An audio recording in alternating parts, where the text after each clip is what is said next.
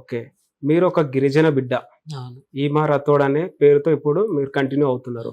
అసలు మీ real name ఏంటి? So, ఈ చేంజ్ ఓవర్ అయిన తర్వాత ఎట్లా అనిపిస్తుంది? రియల్ నేమ్ నేను చెప్పనండి.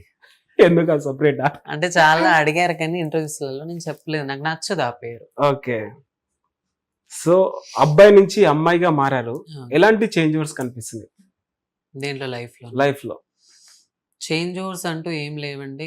అబ్బాయిలాగా ఫ్యామిలీలో ఉన్నప్పుడు కొంచెం ప్రేమ, అనురాగాలు అవన్నీ ఉండేటివి. హ్మ్. ఇప్పుడు ట్రాన్స్‌జెండర్‌గా మారిన తర్వాత ప్రేమకి, అనురాగానికి, ఒక ఫ్యామిలీ బాండ్‌కి రిలేటివ్స్ కానీ, ఫ్రెండ్స్ నుండి ఫ్రెండ్స్‌ని, రిలేటివ్స్‌ని ఇవన్నీ దూరం అయిపోతాయి.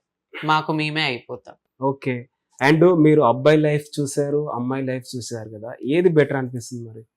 అబ్బాయి లైఫ్ నేను చూడలేదండి. నా 13 ఇయర్స్ అప్పుడు, 14 అంటే ఇయర్స్ అప్పుడు అప్పుడే గూడా తెలివి వచ్చేసింది. ఉంటది గదండీ! అంత అంటే మెచ్యూర్ ఏజ్ ఉండదండి. 13, 14 ఏళ్ల పిల్లోడికి ఏం తెలివుంటది?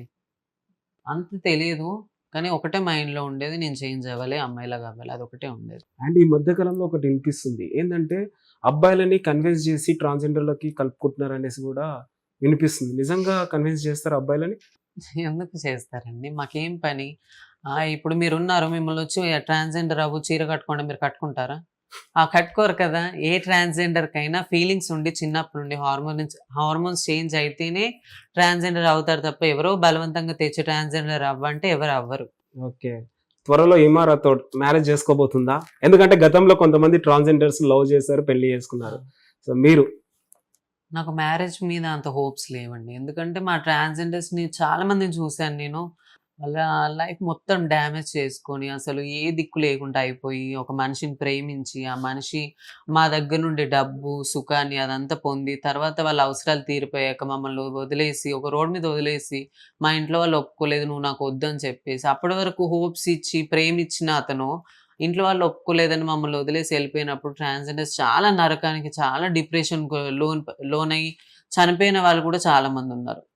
అలాంటి సిట్యుయేషన్స్ చూసిన తర్వాత ఆ మ్యారేజ్, ఆ ప్రేమ, ఆ ఎఫెక్షన్ అవన్నీ మాకు కాదేమో, మా ట్రాన్స్‌జెండర్స్‌కి అవి కరెక్ట్ కాదేమో అని నేనొకటి గట్టిగా పెట్టుకున్నాను మైండ్‌లో. కాబట్టి నేను మ్యారేజ్ అలాంటివి ఏమి అంటే ఈ లవ్ ఇదంతా ఫీలింగ్స్ రావంటారా మరి? ఎవరికీ? ట్రాన్స్‌జెండర్స్‌కి? వస్తాయండి. హ్మ్. వచ్చి మేము కలిసి ఉంటాము. చాలా మంది కలిసి ఉంటారు.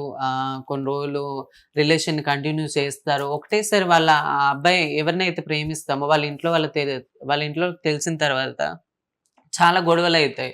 అతను వదిలేస్తాడు. ఆ ప్రేమ, ఆ ఎఫెక్షన్ అనేది ఒకటేసారి దూరమైపోతే ట్రాన్స్‌జెండర్ డిప్రెషన్‌లోకెళ్ళిపోతారు.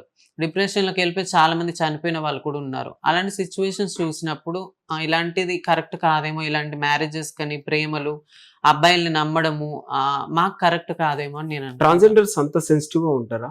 చాలా సెన్సిటివ్‌గా ఉంటారండి.